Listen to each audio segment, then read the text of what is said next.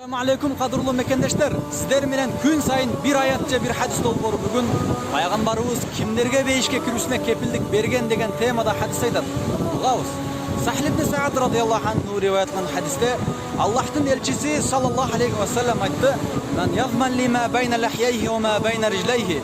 Кимде ким мага эки жагы менен эки бутунун ортосундагы мүчөлөрүн күнөөдөн сактаймын деп кепилдик берсе, азману лахул жанна. Анда мен анын бейишке киришине кепилдик берем деген. Сахих Бухари. Бул хадистен алына турган сабактарды айта турган болсок, чындыгында кимде ким зына кылуудан жана тилин ушак жалгандан тыямын деп кепилдик берсе, андага пайгамбарыбыз бейиш дуада кылат. Акыйкатта эки жагы менен эки бутунун ортосун Аллахтан корккон чыныгы мусулман гана арамдан тыя алат. Күнөөдөн тыйыла алуу адамдын чыныгы инсан экендигин, эрктүү экендигин жана өз нәпсин кеңири башкараларын далилдейт.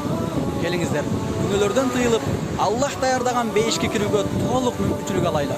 Aqulu qawla hadha wa astaghfirullah li wa lakum. Assalamu alaykum wa rahmatullahi wa barakatuh.